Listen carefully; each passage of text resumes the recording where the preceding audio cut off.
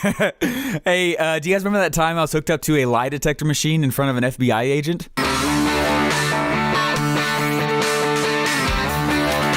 Welcome to Sales Funnel Radio, where you'll learn marketing strategies to grow your online business using today's best internet sales funnels. And now, here's your host, Steve Larsen.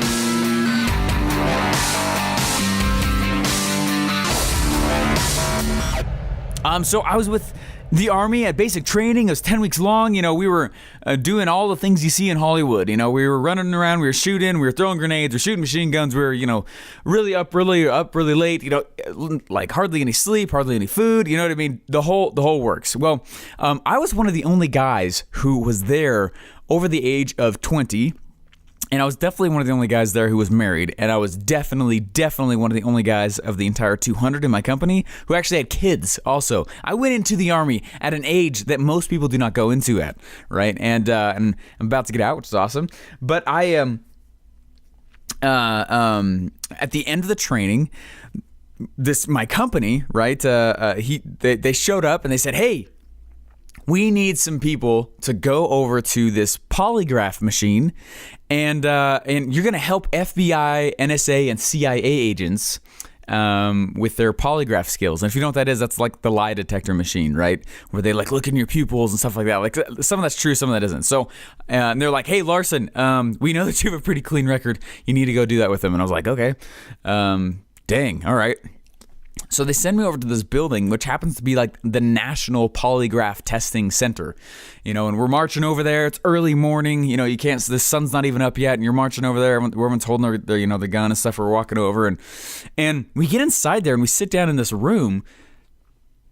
And it was kind of dramatic. This lady walks in and she goes, hey, by the way, just want you to know, this is an actual polygraph. If we find anything inside your actual record or anything comes up or we uncover anything, we will kick you out of the Army and there's a chance you go to jail. And we were like, what? Holy crap. And it's funny because like some people started opting out of it and they were like, yeah, I feel sick. There's no way I could do this. I'm gonna. And I was like, sweet, this is cool. And they're like, by the way, also, if it doesn't go well or if we feel like you're lying, we're going to take you to this room and we're going to interrogate you. And I was like, no way. I have got to get interrogated. They're like, sir, you're not supposed to want to get interrogated. I was like, come on. I was like, it'd be so fun. Is there like a single light bulb hanging from the ceiling? You guys going to hit it and yell in my face and fire a gun somewhere? I don't know. Interrogate me. They're like, you're not supposed to want that. And anyway. So they take me over to this room. We literally waited all day. They take me over to this room. We sit down in this chair, and it's like just me. The room is like totally quiet. There's just a desk. This random lady sitting there. I think as an agent from some agency. I don't know. It could have been Jason Bourne. I don't know. No, but we were sitting there, and just this lady and I in this closed room, and it was quiet. I just remember how quiet it was. It was extremely quiet. The kind of quiet where you can just hear your own breathing, where you can, it's like your thoughts are almost loud. You know what I mean? It's that kind of room. Super quiet. Can't hear anything out. Can't hear barely anything in because the agent wasn't saying anything. And I was sitting there, and they start hooking me up to this machine. I mean, it was like I was in a dentist chair almost. I sat back, I laid back on this thing, and they were wrapping straps around my chest and around my arms and at my fingertips. And, polygraphs were a lot easier to beat way back in the day. They're pretty good now, though, And what's funny about lying, this is what they taught us, is that anytime you tell or hear a lie, anytime you especially tell a lie, you have a physiological response to that lie. The same response happens as if a disease entered your body. So that's why they're able to actually tell and see if you lied, because there's like this whether or not you want to, there's this reaction inside your body that is harmful whenever you lie. And I was like, whoa, that's really cool. And I was like, I got to remember that. Obviously I did. So what they're doing is they're looking for all these different spikes in your body, blood pressure, the pupil dilating thing, all these different things, right? And the pupil dilating thing, I guess, is like a really easy way to not see it, so they don't do that as much. But like, anyway, so It was fascinating though. So I'm hooked up to this machine, and they start asking these questions just to see, where my normal response is. Is your name Stephen Larsen? Yes. Are you a man? Yes. And then they ask all these super false things, are we in Mexico? No. You know what I mean? Like really, really, it's exactly as you just, hear in the movies.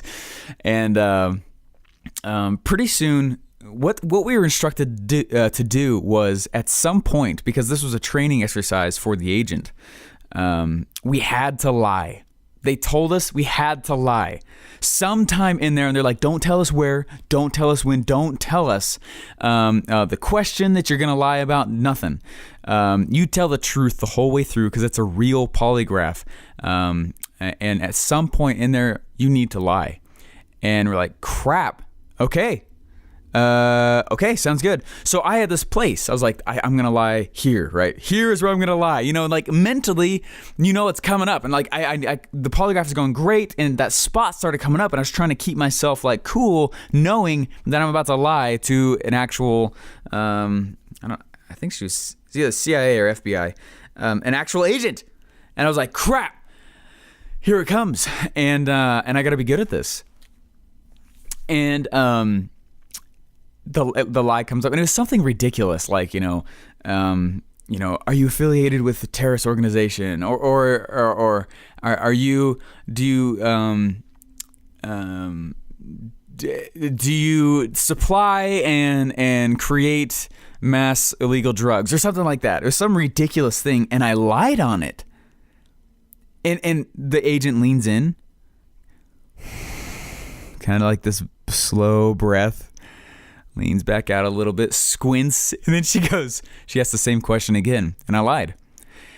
And she goes, and then she just moves right on to the next question. And I was like, oh my gosh, I just beat a polygraph machine. That's ridiculous. And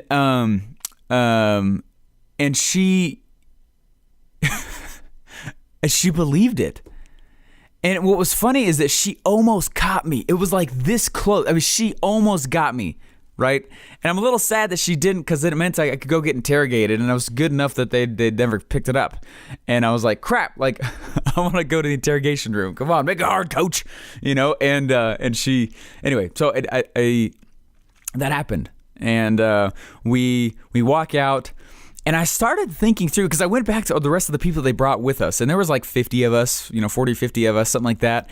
And there's only like one other person, two other people who actually beat it. Everybody else was caught. And I was thinking, like, how interesting of all those tests. Why did we beat it? And there's two reasons why. Number one, I realized that I had to put myself in this state of absolute apathy. There needed to be, I literally had to care about nothing in the world. I literally had to care about nothing about myself. It was the weirdest feeling and sensation, almost out of body experience ever. Number one, I had to get in a state of apathy. No decision mattered. Nothing mattered. Number two, this was the hardest part, and I almost messed it up. I had to believe the lie. I had to believe the lie. And the first time she asked, I almost didn't make it. She almost caught me. I was like, crap. Like, I have to actually believe that what I'm telling you right now is true. And so there was like this moment, I only had a few seconds between each question, each time she asked, where I had to really dig down and actually believe the lie. I will tell you that is one of the major reasons people are not successful. You're like, Stephen, what the heck does that have to do with anything with funnels? I'm telling you right now. Or business in general, is most of the time what ends up happening is there's really two sets of lies that go on inside a person's head. We just finished another FAT event, that's what we call it, Funnel Hackathon. It's FHAT, the F hat. Funnel Hackathon. It's 3 days. It's intense. There's now hundreds and hundreds of people that have gone through it that I've been able to take through, which has been a lot of fun. And there's always two sets of lies that I always need to overcome in the person's brain, even though they paid to be there, even though they have some of the best information, Even though there's some of the greatest advantages, stuff I've never had, huge stepping stones in their favor towards their success. This is true for anything you go do, anything that you go out and you try, whenever you're trying to make money, whenever you're trying to go, I don't know, let's say you're going to go try a new sport, anything. There's always two sets of lies the individual has to overcome inside their head. And I've noticed it over and over and over and over. It's the same things. When I'm on stage and I'm talking, I'm speaking, and I'm going, and we're showing these different things, there's two different lies. And if you can overcome these two lies, it's going to be great for you. Okay. Number one, the first lie is a lie all about limits, internal limits. The lie basically says, I can't. I am unable, right? I won't be able to. This is something that won't work for me. It's great that it worked for you. It didn't work. It's not going to work for me, right? It's a set of internal, I can't, personal lies about the individual. It's a limiting about about your own self, your own abilities, your own skills. And you got to understand that everybody feels that way. So there's no reason to go and say, oh my gosh, like there's no way I can get this done. Blah, blah, blah, blah. Everybody felt like that at one time, right? And what's funny is I'm not saying that you should not feel that. Right, those are feelings of inadequacy that can come to any person, no matter how good you are. Right, there's even Madonna talks about a lot of the. I actually really don't like her at all. I think she's dumb. I hate Madonna. But what I think is fascinating, there's an article I heard about where she talks about the incredible self-doubt that she goes through even before she's about to hit stage. Now, when she's already successful. You know what I'm saying? I'm not telling you that limiting beliefs and lies about yourself are not going to happen. They're going to happen at every stage, and it's going to happen. All right? It doesn't matter how confident you act. Doesn't matter how sincere you act, how cool and calm and collected you are on the outside. Every person fights with a level of internal, hey, can I actually do this? Is this actually something inside of me that I'm able to accomplish? Every person. And so there's no reason to be excluding because you feel that way. Every person goes through it. And it's funny to watch it. I'll always see, like we'll get through a big principle like at the Funnel Hackathon event, right? And 3 days are going through and we've been on stage, we've been going for 18 hours just on day 2 alone. I mean, it's an intense event. It's a lot of fun. We get a lot of things done with it. The 2 Common Club coaching events. And I can always tell who's about to have that belief. And I always need to crush it immediately. I'm not telling you to get into this motivated, blah, blah, blah, blah, like la la land stuff. I'm telling you that expect that you will have those and understand that when you've got to be self-aware enough to realize when you're experiencing that belief. Does that make sense? When you're experiencing the belief that there's no way I personally can get this done. Stephen, what does that have to do with business? Everything. It has everything to do with business. Russell Brunson is a place now where the question and the problem is, who the heck do we funnel hack? He's so far ahead of every person who's out there. The issue now is, who do we funnel hack? We don't know. The list is getting small because he is in the forefront. Who the heck are you modeling after now? And so you talk about internal beliefs he's got to completely battle and go over. I know that. We've got to go and say, hey, I'm at the forefront of this. This is something that no one's ever done, and completely be able to take the risk that you could be dead wrong. And you've got to be totally fine with that. You got to be fine with that. That's the secret to getting over that lie. You need to be okay with the fact that you're totally going to fall flat on your face. Now, 90% of the time that doesn't happen. There's some level of success inside, and you got to learn to look at it and go, hey, look, I was successful here, successful there. This has been great because of X, Y, and Z. And if you can learn to look at the good, it's not that you're shunning or acting like the bad doesn't exist or like the failure didn't happen. Know that it did. Learn from the failure. But also know that if you sit and you stew on it and you go, look, I'm not good at this, I'm not good at that, I'm not good at blah, blah, blah, blah, you're never going to make it. It's that strong of a requirement. In order to be successful with any kind of business, anything. You guys know how freaked out I was just to launch this podcast, let alone the funnels I've put out in the world. It's a freaky experience sometimes. You're like, crap, this could go and fall dead on its face. And I'm not telling you to go totally numb and be like, well, I don't care about anything. I'm not telling you to do what I did and go into a total state of apathy. That's not the right answer.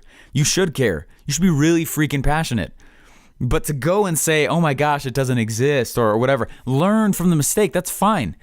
But there's so many times I see people, especially when I'm on stage and it's 2 Comedy Club coaching or whatever it is, like chatting with people, it's all about, I don't want to mess up. You're gonna. You know what I mean? I don't want to fail. You're gonna. I don't want to this. I don't want that. Like, guess what? We all fail flat on our face. You know how many times we fail at ClickFunnels? A lot. And it's totally fine. We've all hit this place where we're like, you know what? We're going to give it our best shot round 1. And when you launch your course, and when you launch your funnel, when you go out and you launch whatever it is, you got to be willing to be able to fail. That's how the success comes. You got to be able to look at the failure and be like, okay, that's fine. You know what? And it's not that I'm expecting it. I'm hoping it doesn't happen. But when it does, that's okay because I'll recover quickly. Boom, boom, boom, boom, boom. I'll recover fast and do my next iteration and launch it immediately again. Boom, launch again, launch again, launch again, launch again, launch again, fail, launch again, fail, launch again, fail. Boom. And you go and you go and you go. The problem is that a lot of times the time between each failure is so freaking long because we're trying to recover. We're trying to make sure it doesn't happen again or whatever. Like, who cares, man? Just go launch the thing. It's gonna fail. Just expect it to. And then turn around and then you make the tweaks. Let the market tell you. You don't currently know everything that you need to be successful. The market knows. You'll never know unless you launch something, you know? Anyway, so that's limiting belief number 1. Hope that was totally a rant. Hope that makes sense. Okay, this is number 2 though. So number 1, the lie that people always experience when they're about to go do anything business-wise is number 1 is an internal based lie. I can't, I won't be able to, right? I am unable. It's all about the ability of the individual. I can't, right? The second kind of lie that I see that people will hit against is it's external. That can't work. That won't work. That isn't proven. That system's not correct. That funnel isn't good enough. That funnel isn't, you know what I mean? That business model, that product, that, you know what I mean? And they make it external. And what ends up happening is it becomes an excuse for them to anchor the fact that they haven't launched on those things. They go, you know what? I haven't launched yet. I haven't put those things out because of that. The market is bad. That, you're right. That was one of mine. My first time in real estate, I went around and I put signs up all over the place. I got 300 people to call me in a single month, which is awesome. I was not a realtor. I was in the middle of college, like my second year, and I had no idea what I was doing. All I was doing is trying to match sellers with buyers and take a cut in the middle. I was doing a double escrow close. It was a lot of fun. I really enjoyed it. I got 7 contracts. Guess what? None of them closed. I got 2 multi-million-dollar contracts, commercial real estate listings. And I knew how to get the deals at the time. I had no idea how to close them though. And for the longest time, I blamed the market. And like realizing though eventually that actually I wasn't good enough at selling the contracts that I was getting. I could get the contracts. I was good at that, but I was not good enough yet. You know. So one of the issues with the funny part about these 2 different lies is like what, right? One is internal about the individual. The other is an external form. But what's funny is usually the external lie is usually to cover up an internal insecurity. Does that make sense? Hey, the market's not good. No, Steven was just really bad at selling the contracts he was getting. You know what I mean? He didn't know enough at that time. And that sucked. That was really embarrassing. That actually was a very painful experience for me professionally, to fail that hard after so many months of doing it. And finally I just dropped all the contracts and I was done. You know, I was like, ugh. So anyway, guys, those are 2 different kinds of lies. And one of the things that you can do best to hamper yourself is to believe lies. And you got to understand that those 2 different types of lies are really, really prominent and they will never stop. They're going to be something that pops up. You know what's funny? I don't know if you guys watch the Funnel Hacker TV episodes at all, but there was one about me and my pump up songs. I was sitting in our sound booth about ready to get on a 4-hour coaching call. And I got on these coaching calls, right? And before I do it though, Holy crap, you guys. I take a little caffeine and I turn like really heavy rock music and I have a jam session every single time to get me jazzed up because I need to always make sure I'm in state so that I'm not, it's like a repellent against any kind of lies, especially two kinds of lies, right? I won't be able to do this coaching call well enough. Well, that's not true. Right. And then number two, like I might be able, or, what if this system fails, or meaning, I usually use like Insta-Tel seminars or something like that. But anyway, you see what I'm saying? Like they will always pop up, always. And they're constantly there. And because they're constantly there, the noise that it creates often causes the individual to believe that it's true. And it's not true at all. There's just opposition in everything. So if you're doing great stuff, understand that you're also going to have crappy stuff that comes up at the same time. Equal intensities, equal strengths the whole way. And that's okay. Expect it. Anyway, hopefully that's been helpful. Don't believe the lies. Believe that you can do it, right? Even though you may not know enough, that doesn't mean it's not possible, right? It's possible. It's possible. It's possible for me to go be amazing at this stuff, right? It's possible for me to go be successful. It's possible for the system that I'm building to work. It's possible for that funnel. It's possible for that market to want it. Does that make sense? And that kind of hope that you build your whole foundation and business on is huge. Anyway, it's a recurring theme. Hope it's okay. It's not necessarily a actual funnel strategy episode, but hopefully it's been helpful. Buddha once said that, he said, your worst enemy cannot harm you as much as your own unguarded thoughts. That's from Buddha. I'll say it one more time to end this. He said, your worst enemy cannot harm you as much as your own unguarded thoughts. Bye. Thanks for listening to Sales Funnel Radio. Please remember to subscribe and leave feedback. Want to get one of today's best internet sales funnel for free? Go to salesfunnelbroker.com/free funnels to download your pre-built sales funnel today.